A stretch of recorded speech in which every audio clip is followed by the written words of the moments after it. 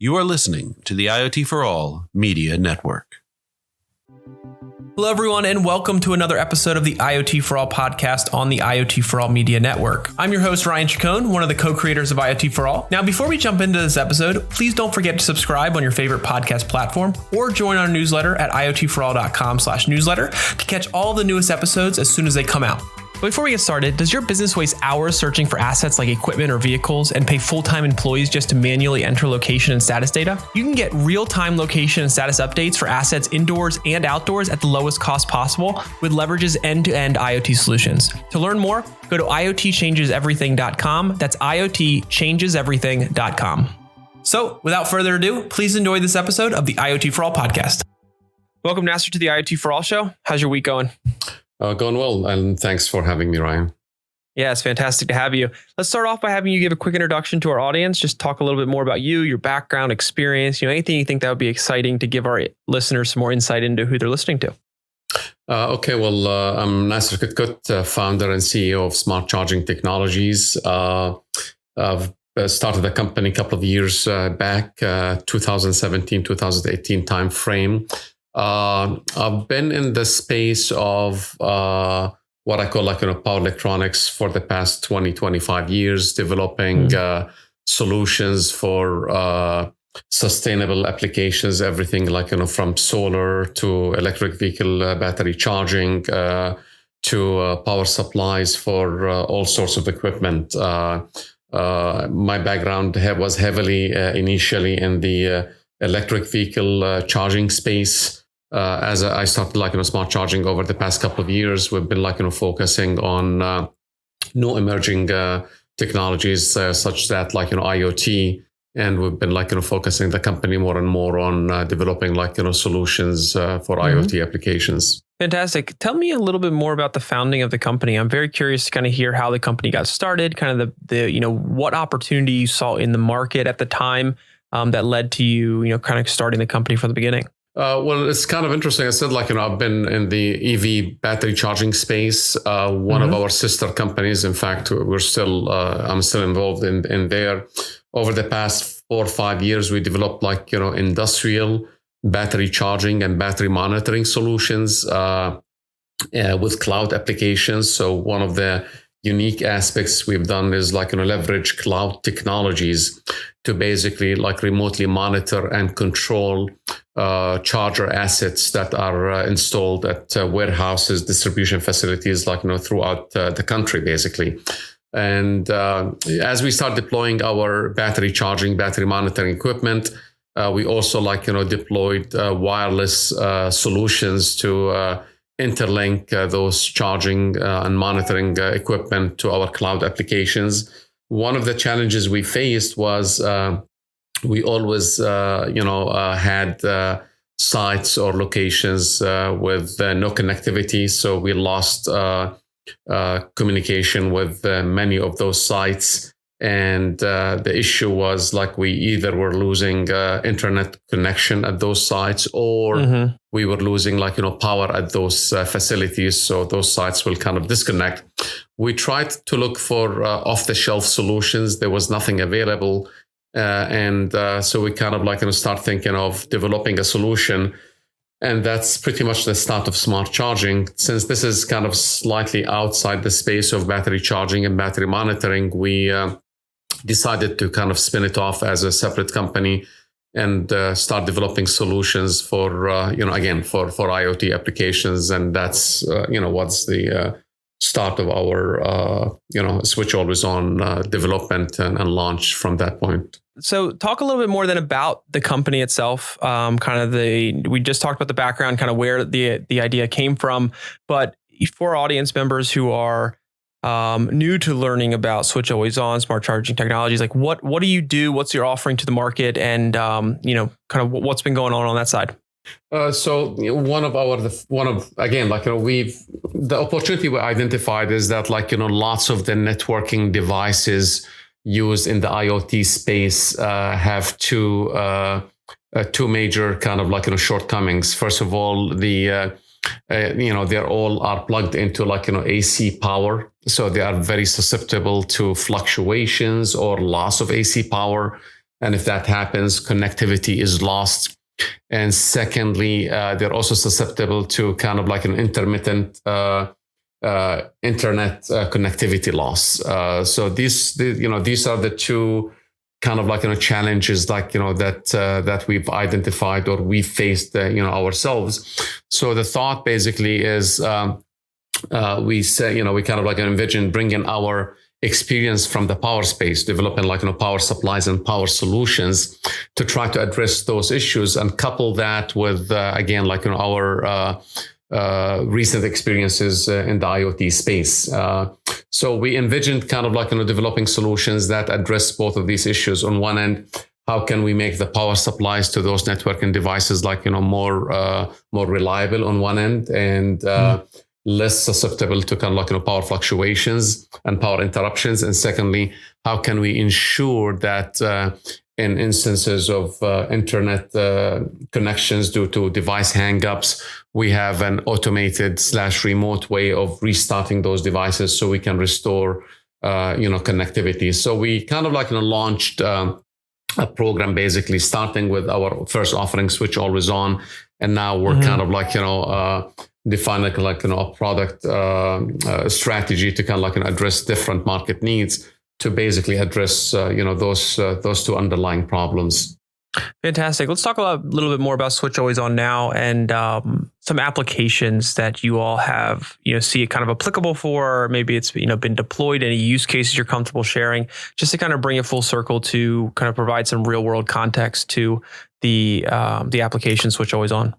Well, in fact, we've been, as I said, we started primarily with an industrial IoT application where one of our sister companies was deploying battery charging and battery monitoring equipment at different warehouse and distribution facilities. These are, large warehouses, large distribution facilities that used battery charging to charge their forklift trucks, and battery monitoring to monitor those batteries. So I said one of the challenges they had to interconnect those charger and monitors to the cloud application that we developed, we needed networking devices, which consisted of enterprise Wi-Fi routers on one end and cell modems to provide backhaul connectivity to the internet. As I mentioned, the main challenge with these Wi-Fi / cell modems is that, first of all, they use off-the-shelf, power adapters. And we've seen at many locations that power fluctuations can cause those adapters to fail on one end, or we use we have power interruptions that again, pretty much bring the whole network basically down. Secondly, we also, they also faced device hang up. Sometimes the cell modem, the Wi-Fi router, basically would hang up, and you would have to send a technician on site to basically just recycle power. So the Switch Always On was, as I said, envisioned to solve this problem. So Switch Always On incorporates, first of all, a high reliable power supply, battery backup, and it monitors both the wireless and Ethernet connectivity. So on one end, we can provide uninterruptible power to the networking devices, the cell modem and the Wi-Fi router. And also it monitors the network connectivity. So in case of any device hang up, you can reprogram or program the unit to automatically recycle power and ensure that the internet connectivity is restored. So we've installed those Switch Always On devices in the networking cabinets that, again, our sister company has been deploying. And that pretty much, for the most part, resolved all of those issues. So this has been our prime use case. We've been also focusing on kind of home office, applications. Same kind of issues, if you are in a home office, you're probably getting your internet through a cable modem. You probably have a Wi-Fi router. And in my case, my cable modem hangs up once in a while. And what you would typically do, call the ISP provider. First thing they ask you to do basically is recycle power to the cable modem and just kind of see if you can restore the internet connection. Switch always on automatically does that. So we've been deploying those at some home office applications to basically the same thing, provide backup power to your main networking devices, the cable modem, the Wi-Fi router, but also automatically recycles power if it detects that internet connectivity was lost, kind of meaning probably one of those networking devices did hang up and requires to recycle the power to restart or to reset, the network connection. Right. That's fantastic. So tell me then, what have people been doing for connectivity issues in the past? Before Switch Always On was available, what was the world kind of using? How does it kind of compare to other solutions or things in the market that are trying to attempt to solve the same problem? Well, in fact, this is interesting. In fact, when we faced the problem, we were looking for a solution. We could not really find a solution. There's the whole space of, UPSs, uninterruptible power supplies, but these tend to be larger, bulkier, typically used for larger pieces of equipment. They're AC based. So meaning, for example, you can connect your server, your computers in your data room through an uninterruptible power supply unit that will ensure that even if you lose AC power, you can continue to power the device again until, for example, it in kind of in terms of in a gracious manner. But those were not appropriate because of the size on one end. And secondly, although they provided backup power, there was no monitoring, or there's no ability to kind of reset the device when you lose internet connectivity. So although there was, I said, the whole space of UPSs on one end, there was no solution that kind of addresses both issues, connectivity on one end and power on the other end. So to be honest with you, this is a new space that, again, there was, no device literally targeting networking devices specifically to ensure reliable power and connectivity. That's awesome. That's very cool. I think this is a fantastic solution. And one thing I would like to have you do, if you wouldn't mind, is shed a little bit of light on for our audience about the power and connectivity issues that we're getting into and we're starting to see more in IoT. Kind of why it's such an important thing. And I know a lot of our audience already understands this and fights with connectivity issues often. So Switch Always On sounds like a perfect solution for them. But for audience members who maybe are a little new to this, just talk a little bit more about, just from a general sense in the IoT space, what kind of power and connectivity issues are we seeing, and why is it so important that we have a solution that kind of eliminates that whenever possible?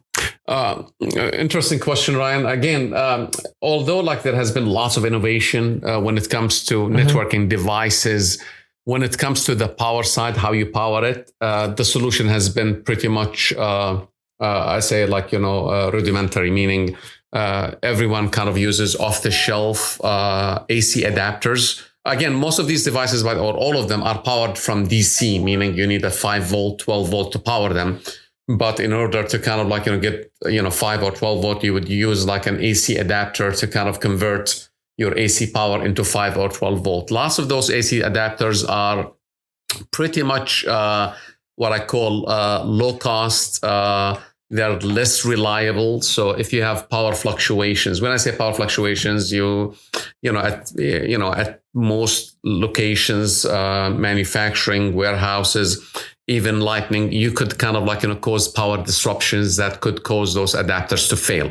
So your bottleneck, your first bottleneck is that you're really relying on a power source that is could be unreliable. And if you lose that AC adapter for whatever reason, either loss of power or power fluctuations that could cause that adapter to fail, your network connectivity is gone or down. And that requires what we call a truck roll. Someone has to go to the site, inspect the device, swap that device or swap that AC adapter to restore connection. So again, a big part of this whole IoT is that we're connected 24/7.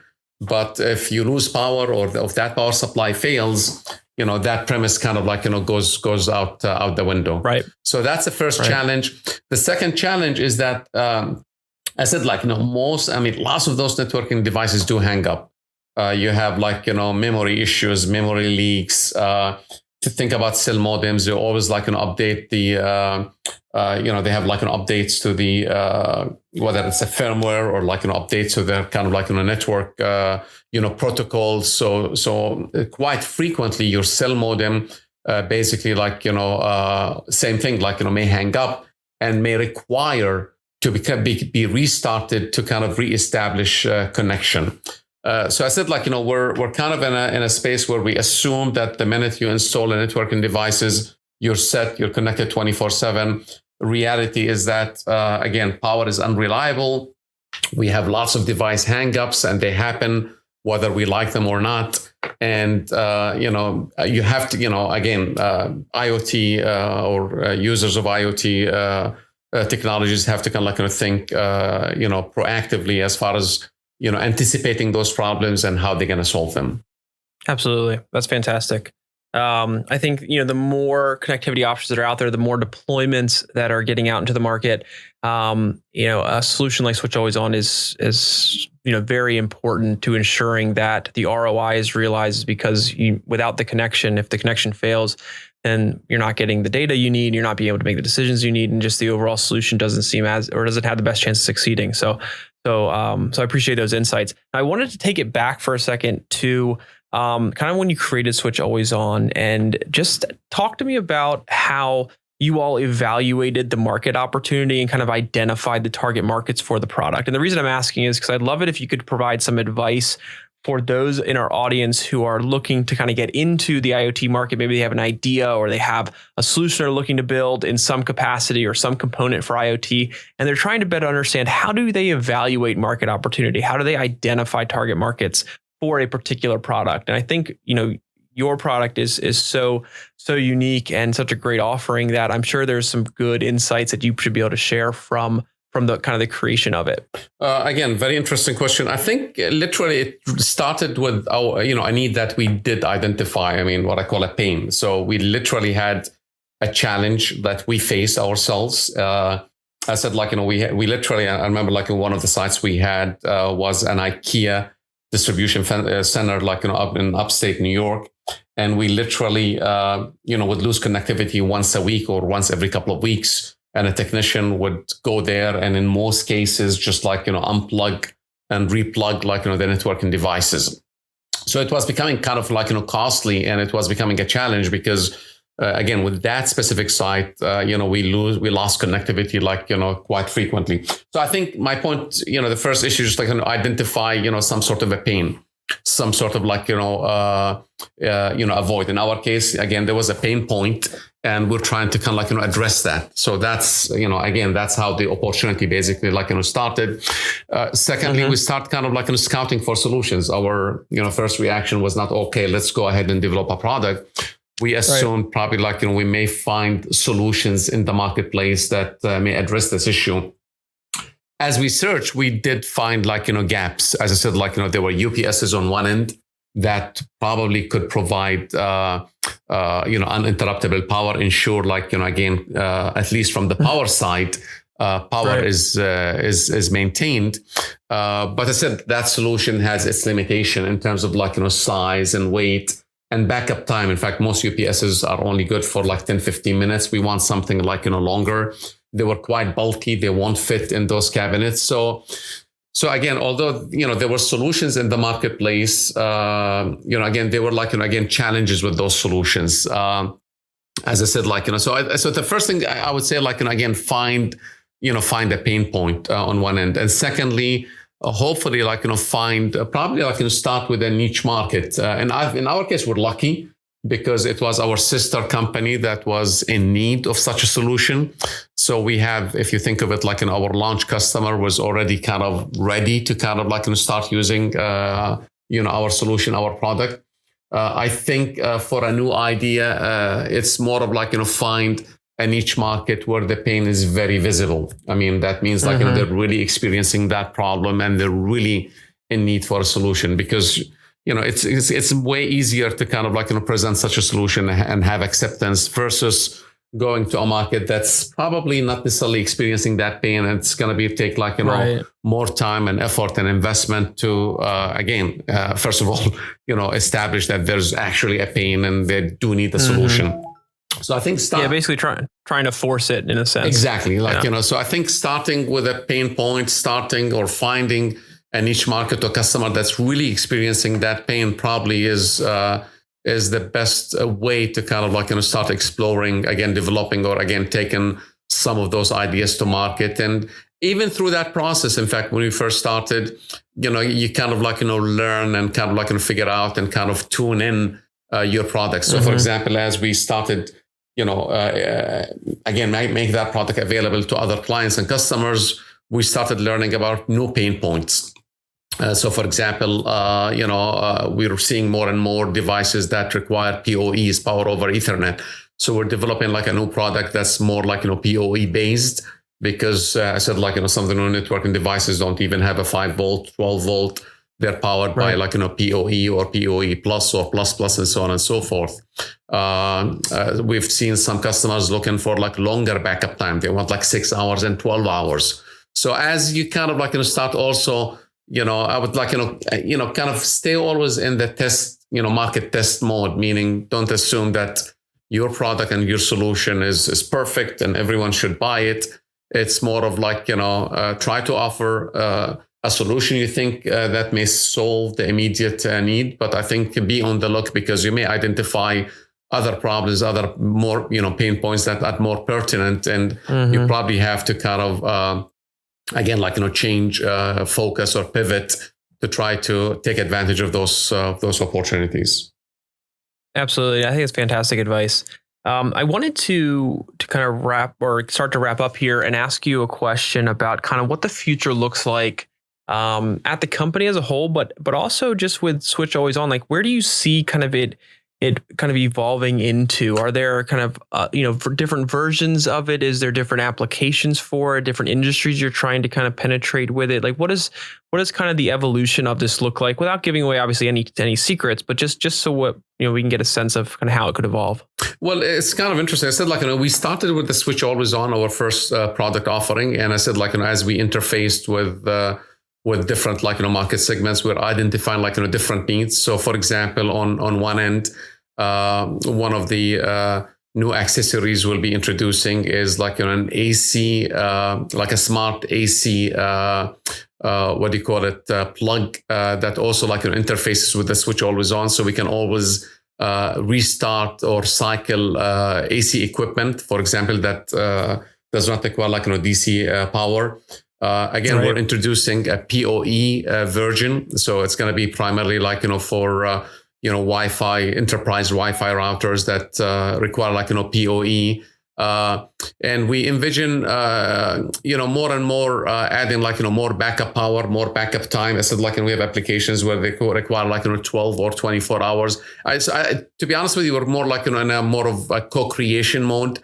As we identify opportunities that seem to kind of legit, we're kind of trying to see if we can again expand our offering to meet those needs. But we're kind of at least on the product roadmap, we have a PoE version on one end, and we have an accessory which is an AC an AC plug that interfaces or that kind of adds or expands the capability of Switch Always On, at least in the short term.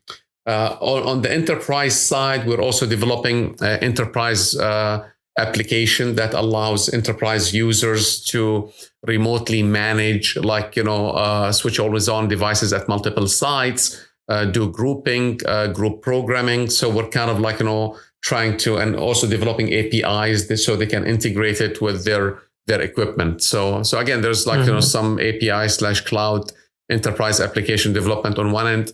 And we're looking at different products spinning out or expanding our Switch Always On to kind of different to meet different needs. Right. That's fantastic. It's very exciting. kind of hear what you have going on. Obviously, the current offerings seems fantastic. So I can only imagine the future is going to be even better for the market and for the company in general. So if our audience out there is interested in kind of learning more, wants to reach out with follow-up questions, anything like that, or even buy your solutions, what's the best way to do that? Well, best way probably find us on switchedalwayson.com or smartchargetech.com. You'll find lots of resources, and they'll be able to connect with us through those two websites. Fantastic. We'll make sure we link all of that up in our description and any of the promotion that we do for it, and hope that our audience can find out more information, follow up if they have any questions, and and get Switch Always On kind of in their solutions. So this has been fantastic. Nasser, thanks again so much for your time. Thank you so much. Thank you for having me. Thank you, Ryan. All right, everyone. Thanks again for joining us this week on the IoT for All podcast. I hope you enjoyed this episode. And if you did, please leave us a rating or review, and be sure to subscribe to our podcast on whichever platform you're listening to us on. Also, if you have a guest you'd like to see on the show, please drop us a note at ryan@iotforall.com, and we'll do everything we can to get them as a featured guest. Other than that, thanks again for listening, and we'll see you next time.